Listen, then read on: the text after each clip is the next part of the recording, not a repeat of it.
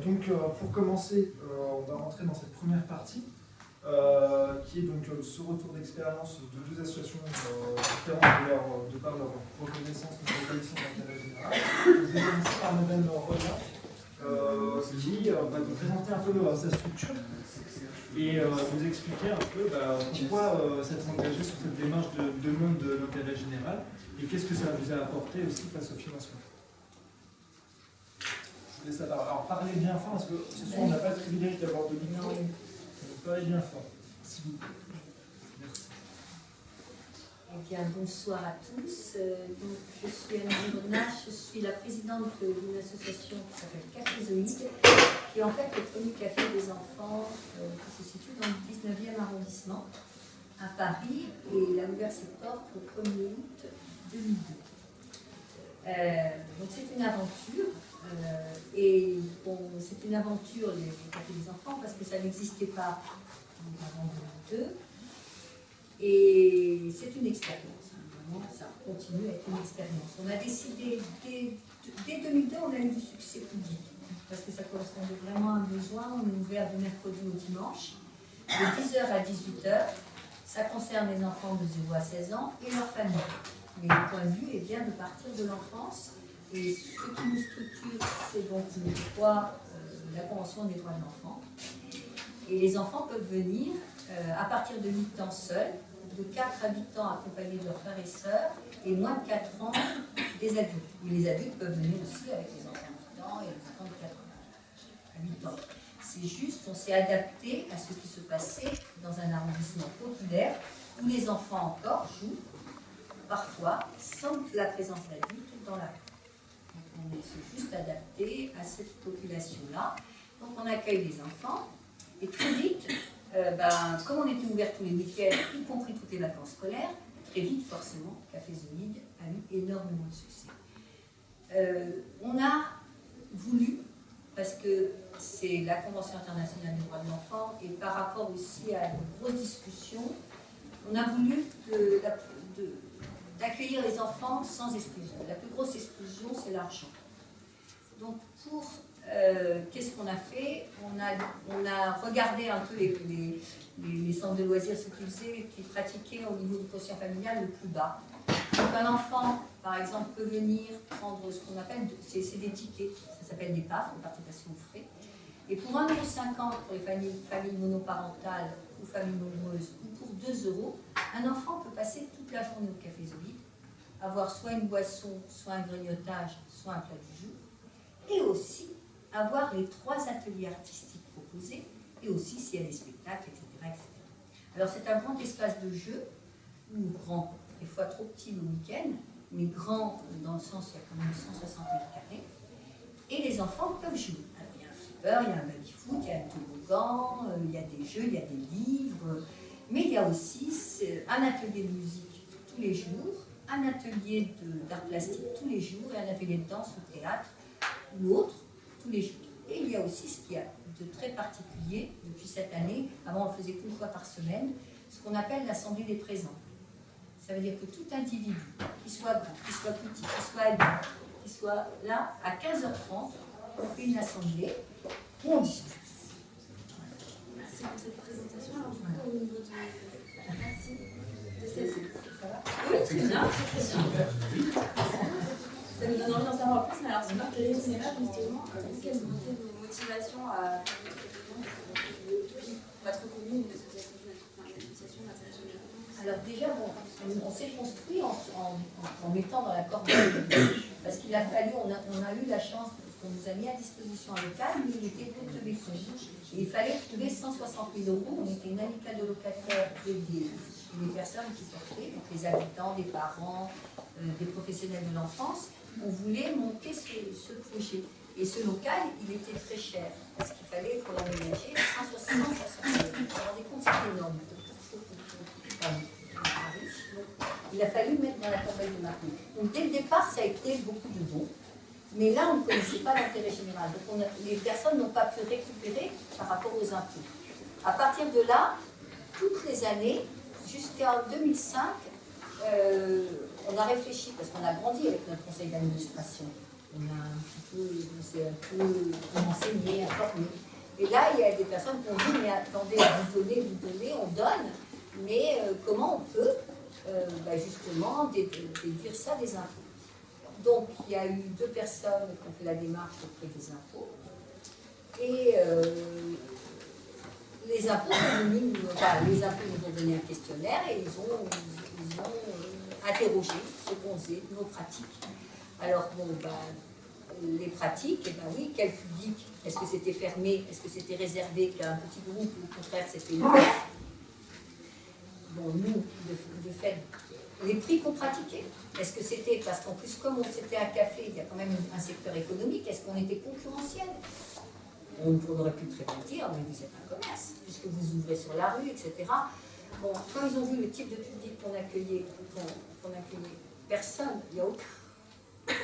Je crois qu'en fait, il n'y a pas un seul café qui pouvait accueillir nous de façon aussi large et aussi, je veux dire, les Gavroches, ils n'en veulent pas des Gavroches. Au contraire, ils ont tendance à fermer la porte.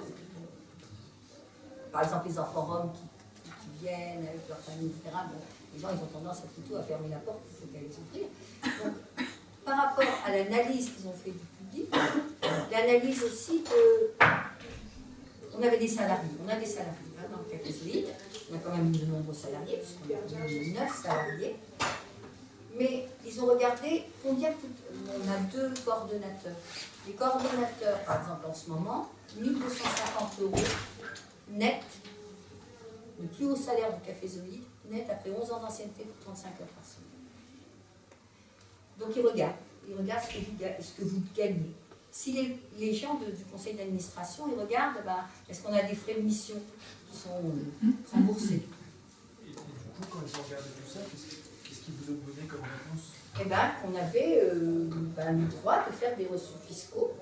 Donc on a un papier qui est arrivé, qui vient d'être recto verso, où on est autorisé, et donc au regard de tout ça, ils le disent, au regard de tout ce que vous avez là, eh bien on vous accorde un intérêt général. Alors c'est intéressant parce que nous on est sur Paris, et les cafés des enfants, parce que nous en fait, on a décidé en 2003, vu le succès, il y a plein de gens qui sont venus, ils disent, mais nous on veut faire pareil, vous venez le faire à Champigny, venez le faire, etc. Nous on a dit, oh là là, c'est difficile pour nous de le faire. Là, on a décidé de ne pas grossir de plus de 10 salariés. On a dit qu'on restera petit et on veut voir les enfants du 19e grandir. Donc on a transmis et on continue à transmettre tous les derniers vendredis de chaque mois notre expérience. Donc actuellement, il y a 30 cafés associatifs des enfants en France. Et on a fait un réseau, on s'est mis international, pas parce qu'on était mégalo ou quoi que ce soit, c'est simplement que l'Europe était trop petite dans le sens où, à Paris, on a plus de rapports des fois avec les pays du Sud que des fois avec les pays européens. Donc pour pouvoir englober tous les projets, on a dit qu'on se fait tout de suite une fédération internationale et on a fait une fédération internationale. Les autres cafés des enfants, il y en a qui ont été refusés de l'intérêt général. Et puisque nous, oui, parce que justement dans certains impôts, tout de suite quand ils voient café, ils disaient commerce. Et grâce au fait que nous on l'ait eu, ils ont pu refaire valoir, faire une représentation. Ça veut dire que si vous avez d'autres associations qui sont comme la vôtre, mais qui l'ont obtenue, vous savez, vous tombez sur 1000 personnes différentes aux impôts. Il y a des personnes qui vont vous voir en concurrence, pour X raisons. Donc à partir de là, vous pouvez le faire valoir s'il y a des personnes, si vous êtes dans un réseau et que les autres l'ont. Et nous, c'est ce qui s'est passé. Donc il y a des cafés qu'on peut obtenir à l'intérêt général parce que nous l'avons. Et du coup, donc, ça a permis donc, à vos donateurs que vous aviez déjà dans votre association de pouvoir avoir des déductions d'impôts. Mais est-ce que ça a changé d'autres choses aussi? Oui, ça a changé notre façon parce que nous déjà, bon, on en est encore un petit peu timide, mais encore de plus en plus. Ça veut dire que là, par exemple, on a été souvent déficitaire. On peut vivre longtemps déficitaire. Donc, et là, les 2 dernières années, on était à l'équilibre. Et là, on voudrait une 3e année encore à l'équilibre. Et puis, comme on a fait des travaux, on a dépassé et tout. Et donc, tout de suite, on va faire une campagne de dons. C'est-à-dire que, en fait, la campagne de dons, c'est aussi, la survie de l'association. Enfin, je veux dire, la vie et la survie de l'association. Et nous, en fait, on a beaucoup de cofinancement. Et les financements, que ce soit privés ou publics, n'augmentent pas. Ils sont au contraire à stagner, mais ils n'augmentent pas. Donc ce qui fait qu'il faut trouver des financements autres. Alors on a ce financement par les dons, et là on a fait aussi un appel sur Internet, financement participatif. Alors les meilleures années, je vais vous dire, les meilleures années, on a eu 30 000 € de dons. Et là, on a eu l'année dernière 30 000 €. 30 000 € l'année dernière, 12 000. Et cette année, je pense qu'on aura autour de 11 000. Et vous pensez vraiment que du coup la déduction d'impôt joue un rôle Oui, parce que vraiment ça peut être, parce que les gens généreux ne sont pas forcément riches, et que ça peut aider à donner. Alors, je vois qu'il y a des questions. On laisse terminer la présentation. Réservez-les, ne les oubliez pas. Mais que l'intérêt général, je trouve que l'intérêt général, c'est pas simplement une question de reçu. Je pense, pour moi, je pense que l'intérêt général doit se poser.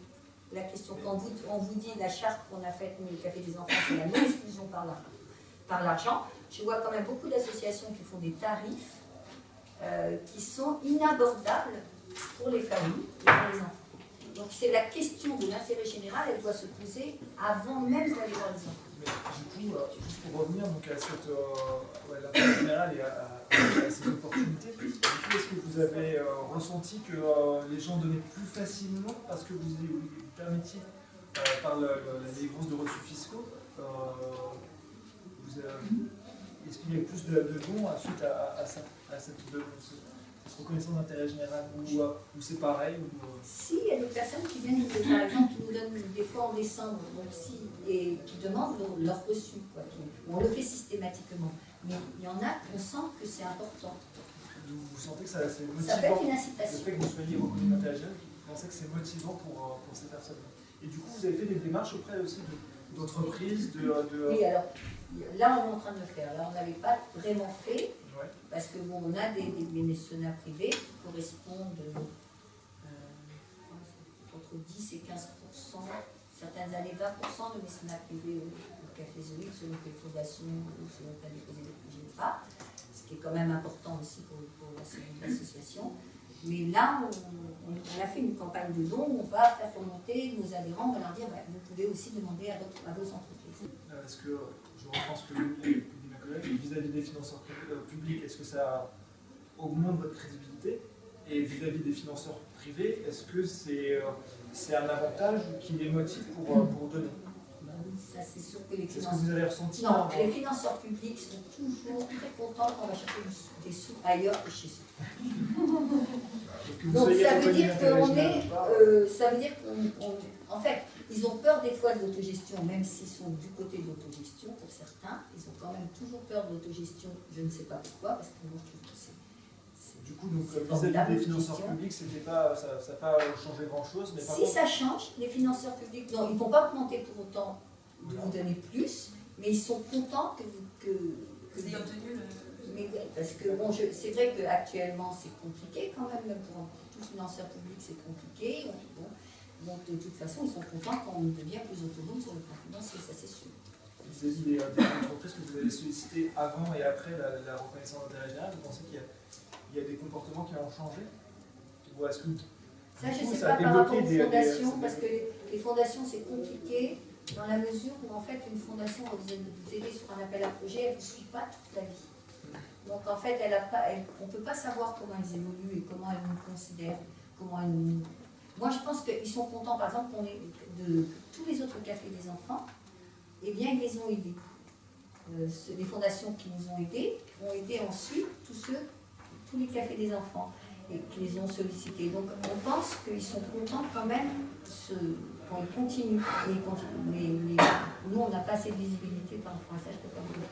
En fait, la question de monsieur, c'est est-ce que vous pensez qu'il y a plus entre porteurs, est-ce qu'un appel au don général et un appel au don pour une action, est-ce que vous pensez que les gens sont plus motivés par l'action que vous mettez en avant ou derrière, en fait, c'est le projet associatif qui viennent financer par l'intermédiaire du projet? Alors ça dépend, nous on a, comme dit Marie, il y a le public, les donateurs de proximité, c'est-à-dire les utilisateurs de la structure, qui eux vont soutenir l'ensemble du projet dans sa globalité. Après, nous, ce qu'on a fait de spécifique pour l'investissement, par exemple, on a utilisé la nouvelle formule qui est en vogue, à savoir Internet, par exemple, et le don participatif qu'on peut toucher. Mais quand on est, nous qui sommes des structures d'associations de proximité, l'essentiel de nos donateurs sont des usagers de la structure, donc qui ne soutiennent pas un angle particulier du projet. Une question pratique. Est-ce que le fait d'avoir ce statut vous a déclenché peut-être un suivi ou un contrôle plus spécifique par l'administration fiscale? Peut-être pas un contrôle fiscal, mais des contrôles sur place. Est-ce que oui, effectivement. Est-ce que vous avez à délivrer des justificatifs, à avoir suivi concret plus précis? Non. À part les reçus fiscaux, est-ce que il y a d'autres... Ils ne sont pas du tout recontactés depuis. Du coup, je me tourne vers Doreen, je ne trouve pas votre nom, c'est ça. Alors, vous, votre association, donc c'est Carton Plein, et vous n'êtes pas d'intérêt général. Je suis pas suspense. Pas d'intérêt général. Avant, vous pouvez nous présenter votre association, ce que vous faites, l'historique aussi, et du coup, nous dire ce que vous pensez justement d'intérêt général. Est-ce que finalement, c'est quelque chose qui freine les financements, au contraire, est-ce que ça ne gêne pas du tout? Est-ce que ne pas être reconnu d'intérêt général, ça vous a bloqué face aux financeurs privés? Bonsoir à tous, merci pour l'invitation. J'ai écouté attentivement ce que vous disiez sur parce qu'on a 10 ans de plus en fait, enfin de moins plutôt, puisqu'on a été créé nous en 2012, donc en 2002, et nous très étonnamment, Carton Plein c'est une structure d'abord dont le nom, c'est carton, donc en fait on ramasse du carton dans les rues de Paris en vélo. En fait. Le carton c'est un souci à Paris. Dans les grandes villes de manière générale, parce que ça déborde des poubelles. Il y en a partout dans les rues, même dans les beaux quartiers, il y en a partout. Et ce carton-là, il est très peu aujourd'hui recyclé. En fait, on a une bonne partie qui part à l'incinération tout de suite, directement. Tout simplement, le bilan carbone du carton, si vous voyez, il est bon, en fait, parce que c'est que du bois, donc ça se brûle, et donc énergétiquement, c'est très intéressant. Sauf que nous, on se disait, ce qu'on estimait, c'est qu'un bon carton écologique, ça serait un carton qu'on réutilise finalement. Voilà, parce qu'une fois, deux fois, ça peut très bien survivre et être réutilisé. Et en plus, ce carton-là, c'est un carton qui est dans la rue. Et le projet de Carton Plein, l'initiative, c'était une personne qui vit dans la rue, qui biffe, ce qu'on appelait les chiffonniers autrefois, qui aujourd'hui on appelle ça les biffins, qui vit de ça en fait depuis des années. Donc il vit dans la rue, il récupère les métaux, etc. Et puis un jour, il a eu l'intuition avec le président de Carton Plein en disant écoute, il y a peut-être un truc à faire. Antoine Aumonier, le président à l'époque, m'a demandé qu'est-ce qu'on fait quoi. Il y a quoi le truc à faire? Il dit écoute, le carton, il y a peut-être un truc à faire. Sauf qu'il n'y a personne qui s'en occupe. Pourquoi? Parce que le carton, c'est volumineux, c'est léger. Et or, dans la bif, comment ça se négocie? C'est au poids que ça se négocie en fait. Or, du carton, comme c'est léger, finalement, voilà, c'est beaucoup moins intéressant que le cuivre ou voilà, toutes les ferrailles qu'on peut retrouver dans les micro-ondes, les frigos, etc. Ils se sont dit puisqu'il n'y a personne, on y va. Même si fondamentalement c'est pas rentable, on y va, on tente le truc. Et quitte à récupérer du carton et pas rajouter des camions, si vous voulez, des camions en plus dans Paris, on s'est dit on va le faire en vélo. Voilà. Et donc du coup aujourd'hui, Carton Plein c'est un triporteur électrique qui circule dans le 18e. Alors vous allez me dire en vélo, mais on va où en vélo dans Paris? Et on monte la côte de Montmartre. On arrive jusqu'en haut de Montmartre et on redescend avec le vélo plein. Donc ça marche. Voilà. Et l'idée, c'est le principe, c'est de se dire on commence dans le 18e et on essaiera de voir si on peut faire l'ensemble de Paris, le nord de Paris, etc. Je finis sur ma présentation.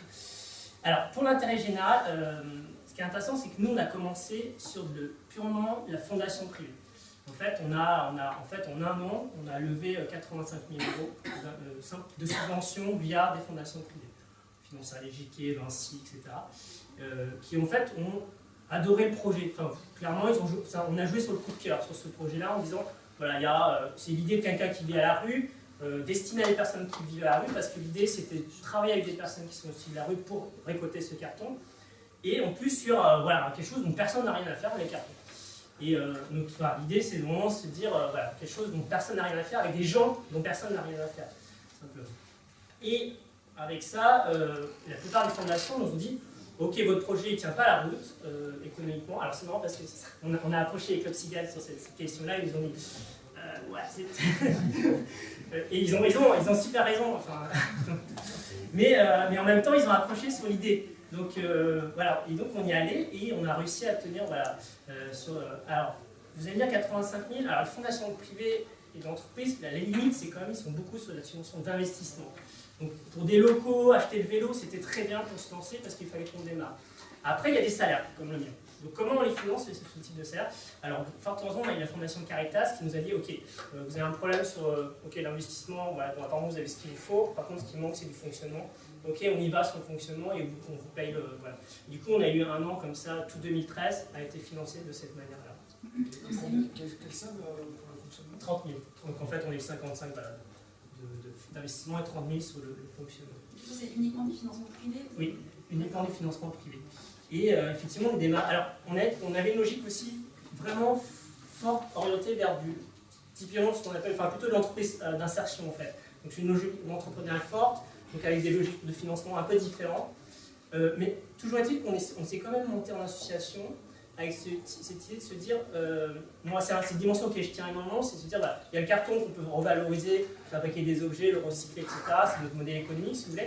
Après, il y a un modèle social et culturel auquel je tiens, c'est de se dire, voilà, est-ce que ce carton-là, on peut en faire autre chose, et notamment rassembler les gens autour de carton, parce que depuis des années, dans le 13e, il y a une association qui s'appelle Studio Carton, qui est assez connue, qui s'est lancée sur ce sujet-là, et qui du coup est devenue une ressourcerie, parce qu'ils se sont dit que sur le carton, c'est pas rentable, donc ils ont fait le même constat que nous. Donc quelques années avant, donc nous on recommence les mêmes erreurs.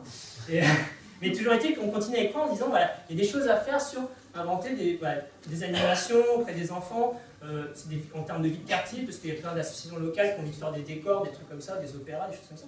Et tout ça, ça peut se faire en carton, donc il y a des choses intéressantes. Je pense qu'avec Café Zoé, il y a des choses qu'il faut qu'on invente. Et du coup, au niveau des financements, est-ce que vous parlez de fondation, quel lien avec l'intérêt général? Est-ce que ça vous a gêné de ne pas être association d'intérêt général? Non. Ça ne nous a pas gêné. Par contre, ce qui est intéressant, je trouve, c'est les questions que pose quand on dépose c'est les 4P, par rapport à la fiscalité. Et je pense que c'est des questions hyper importantes que les fondations vont demander.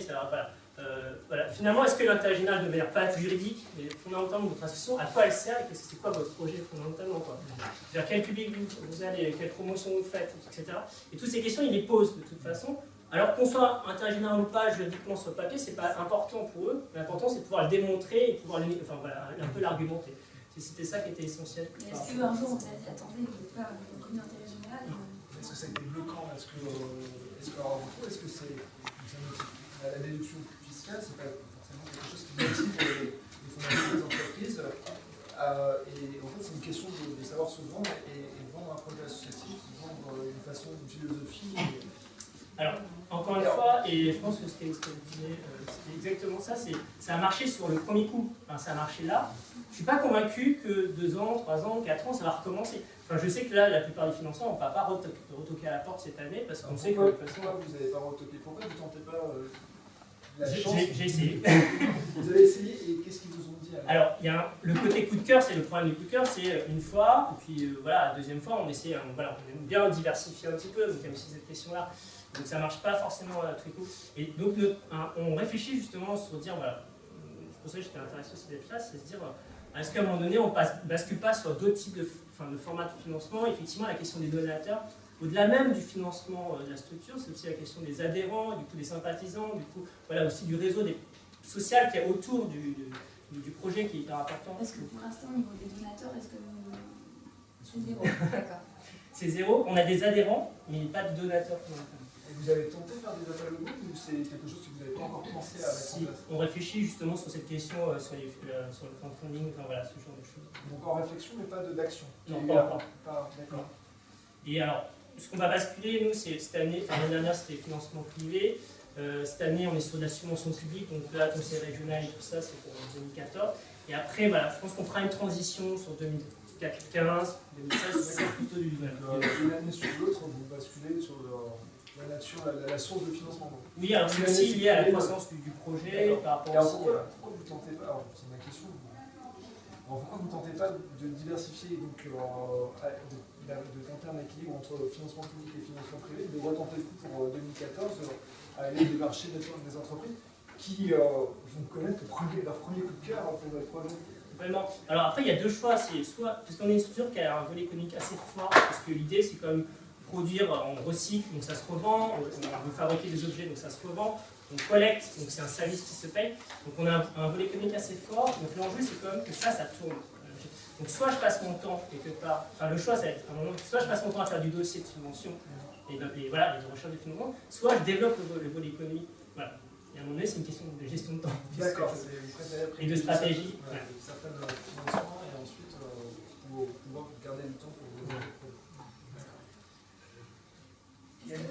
Quel est l'objectif du refus du carré général? J'ai même pas essayé. Voilà, alors c'est la question. Alors, Il y a pas eu de quand est-ce que vous pensez faire la demande Je pense qu'on tentera sur fin 2014, 2015. Enfin, vraiment, mais il faudra que nous, on pense vraiment quelle place aux donateurs, quelle place aux adhérents aussi. Aujourd'hui, on a des adhérents au conseil voilà, par rapport à l'association, mais si on demande des donateurs, pourquoi, pour quel projet, ça c'est important. Là, Café Zoé, c'est assez évident effectivement sur tel projet. Sur le nôtre, c'est moins évident en fait. C'est-à-dire qu'en fait, on est plutôt sur un projet d'accompagnement et d'insertion de personnes en difficulté. Pourquoi ils donneraient à nous, pas au Secours catholique qui est une structure qui par exemple nous soutient financièrement. Voilà. Enfin, après, c'est des choix qu'il faut qu'on fasse. Est-ce que vous pensez que en ayant un intérêt général, ça va vraiment changer quelque chose pour vous? Est-ce que vous pensez que parce que vous avez réussi à obtenir des financements privés en sollicitant des fondations, des entreprises, etc.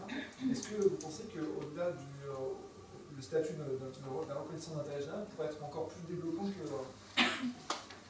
C'est une bonne question, je sais pas. Vous pensez que c'est juste le discours qui est aussi important? Je pense que ça appuiera là, le discours. Mais en même temps, si on a un intérêt général et qu'on n'a pas le discours qui va avec, ça marche pas. Donc, je pense que... Après, si on a le discours et qu'en plus on a ça, c'est toujours... Mais après, honnêtement, bon... Moi, j'ai le sentiment que l'intérêt général, en fait, a qu'un intérêt, essentiellement, c'est pour les donateurs, c'est pour les dons, c'est la fiscalisation. Parce qu'après, les partenaires, qu'est-ce qu'ils veulent?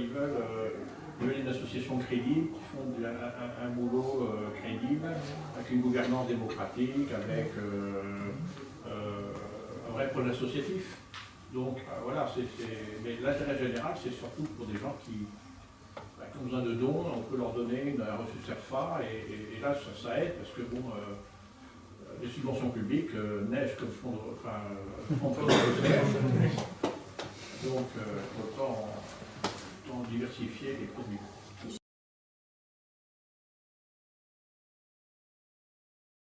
Sinon, on va passer à notre deuxième partie de soirée pour vous présenter un peu justement ce que c'est l'intérêt général et quelles sont les démarches à faire. Alors, on se tourne vers vous. Comment je fais pour mettre les clés, déclarer une association d'intérêt général? Comment ça se passe? Et qu'est-ce que c'est, avant de préciser ce que c'est, ce serait pour tout le monde une association d'intérêt général? Vaste question. Oui, on va essayer de faire simplement, mais clairement, ne me voyez pas, je vais utiliser du vocabulaire adéquat, et non pas pour jardonner, mais pour que les choses soient claires entre nous. Alors, vous avez vu, on a abordé des questions pour certains d'utilité sociale, d'utilité publique, d'intérêt général. L'utilité publique, je l'écarte vite, c'est l'article 11 de la loi 1901, c'est un régime bien particulier. Il n'y a que moins de 2000 associations en France qui sont d'utilité publique. Elles ont été reconnues par décret. Et là, c'est le top, le maximum de reconnaissance, je dirais. On a l'intérêt général qui nous intéresse ce soir, qui concerne et qui potentiellement concerne la grande masse du million d'associations françaises en activité. Et parmi cette grande masse, une proportion non évaluée, on met en œuvre des activités d'utilité sociale. Alors, c'est une notion qui est à l'intérieur de celle de l'intérêt général. Pourquoi on se pose ces questions-ci? Vous avez vu qu'on tourne autour de notions fiscales. L'enjeu est essentiellement à double effet. D'une part, l'exonération de l'association elle-même aux impôts commerciaux. En théorie fiscale, une association est une personne morale qui, au fond, entre dans le champ, comme ça, d'application de l'impôt sur les sociétés, de la TVA. Elle en est exonérée par disposition express. Et elle en est exonérée si elle est d'intérêt général. J'arrive aux conditions à revenir là-dessus. Donc ça, c'est la première bonne raison qu'on oublie très souvent, mais ça concerne d'abord l'association elle-même et ses dirigeants, donc de s'assurer qu'elle remplit toutes les conditions pour être exonérée de l'impôt sur les sociétés, de TVA et de la contribution économique territoriale qui a succédé à la taxe professionnelle. La deuxième bonne raison de se poser ces questions ce soir et puis bien plus souvent, c'est effectivement de faire bénéficier les donateurs, les particuliers ou les entreprises de réduction d'impôts qui sont aujourd'hui répartis sur les catégories sur 3 taux. Donc, pour les entreprises, c'est une réduction d'impôt de 60%. Pour les particuliers, on a 2 taux. Le taux de droit commun de 66%, aux 2 tiers, ce qui fait que quand on donne 100 €, on a 66 € de réduction d'impôt. Et puis le taux dit majoré, qu'on évoque comme étant le taux d'amendement Coluche, ça ne nous rajeunit pas, mais ça date des Restos du Cœur, et donc d'un taux majoré à 75% pour toutes les organisations qui viennent en aide aux personnes en population défavorisée par la fourniture de repas, de logements, de soins. Donc, il n'y a pas que les Restos du Cœur, c'est Médecins du Monde, et bien d'autres, qui viennent en aide aux populations très défavorisées, donc par la fourniture de logements, je répète, de soins. Donc, ces réductions d'impôts, ce sont des réductions d'impôts. Ça ne bénéficie qu'à ceux qui payent l'impôt, déjà. Donc, ce n'est pas un crédit d'impôt, donc l'enjeu, il est important, conséquent, mais voilà, il porte, si on veut l'utiliser, il porte essentiellement vis-à-vis des donateurs imposables. Il y a un mécanisme, je ne vais pas faire trop techno, trop compliqué, il y a un mécanisme tant pour les particuliers que pour les professionnels qui permettent de reporter la réduction d'impôt si on ne peut pas en bénéficier cette année. On peut la reporter pendant 5 ans. En espérant le retour à des jours meilleurs. Donc ça, c'est l'enjeu, c'est le chapeau. Je pense que c'est assez... C'est important de rappeler pour que cette question-ci, il y a l'effet appellation, intérêt général, mais il y a donc les conséquences fiscales que ça a, tant pour l'association que pour les donateurs. Alors maintenant, on me pose la question, qui reconnaît l'intérêt général? Le risque de vous décevoir, ce n'est pas une vraie reconnaissance au sens de la reconnaissance d'utilité publique que j'ai citée. C'est plutôt une habilitation, vous l'avez exprimé comme ça, je crois bien, une habilitation, une autorisation, mais plutôt une habilitation à émettre des reçus de dons. Donc, on n'est pas obligé de demander la reconnaissance ou l'habilitation d'intérêt général. C'est pratique, c'est très pratique, parce qu'on peut ainsi émettre des reçus de dons avec l'assentiment de l'administration fiscale, ça rassure le donateur, ça le rassure d'autant plus quand vous avez affaire à des chefs d'entreprise qui peuvent potentiellement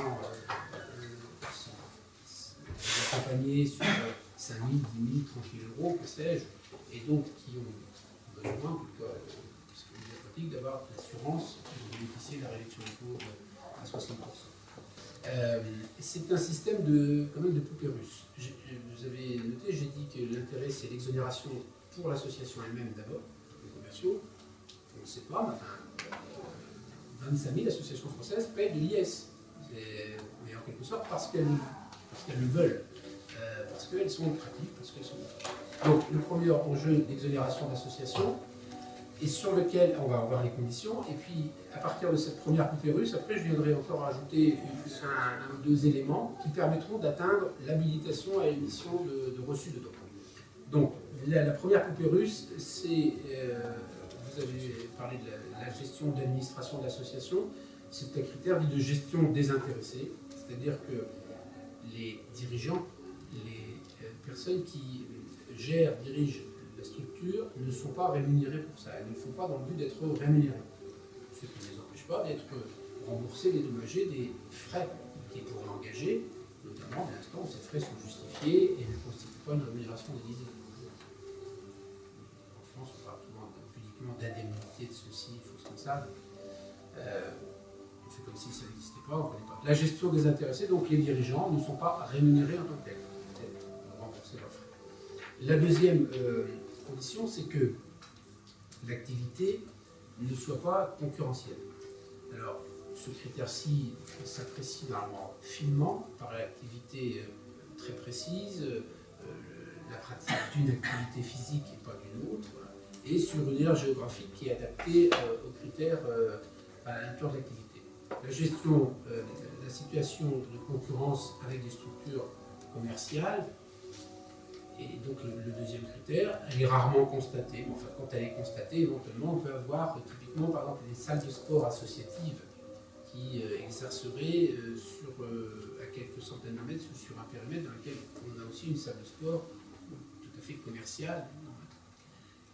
J'en suis au deuxième critère donc, de cette analyse de la situation de la concurrence, qui n'est pas le dernier, qui n'est pas déterminant en tant que tel. Si jamais il y a une situation de concurrence, ils en arrivent à un troisième niveau que sont les conditions d'exercice de l'activité. Et c'est là qu'interviennent les 4 P, madame.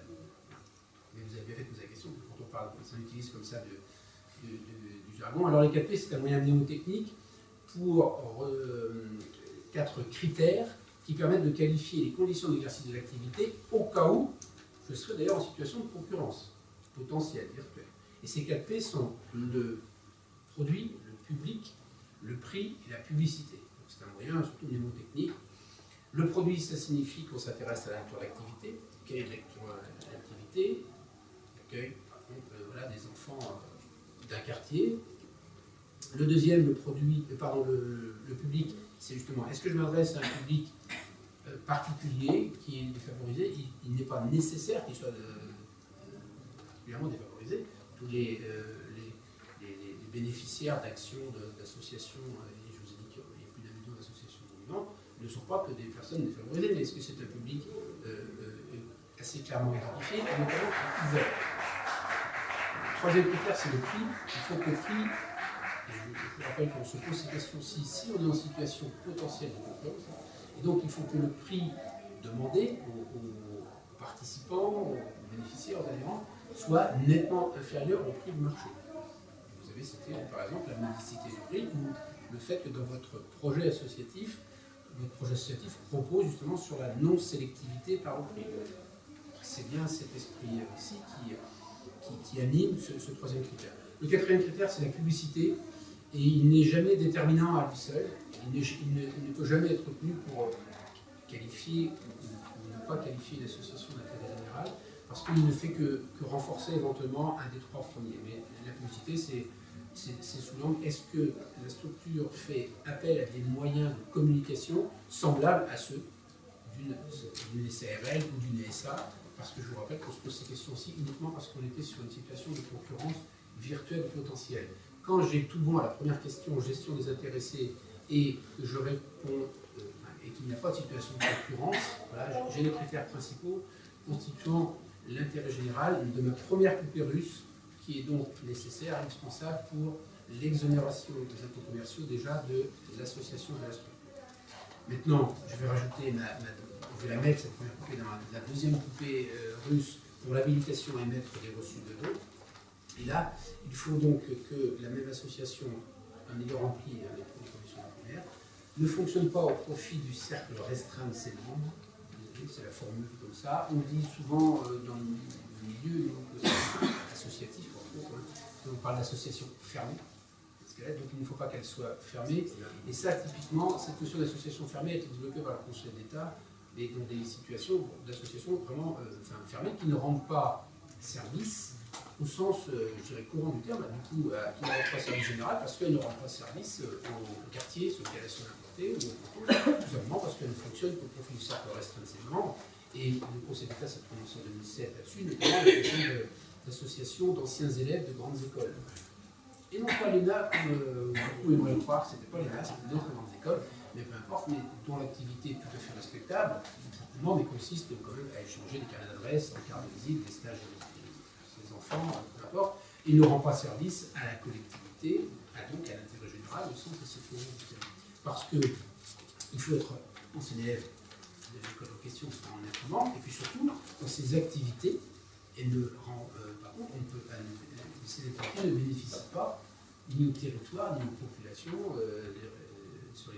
auprès desquelles elles sont installées, elles fonctionnent. Donc ces associations sont tout à fait respectables, simplement, elles ne peuvent pas émettre de reçus de dons pour les sommes qui leur sont versées, qui relèvent d'ailleurs souvent de la notion de cotisation, d'ailleurs un club, je dirais, que de véritables dons.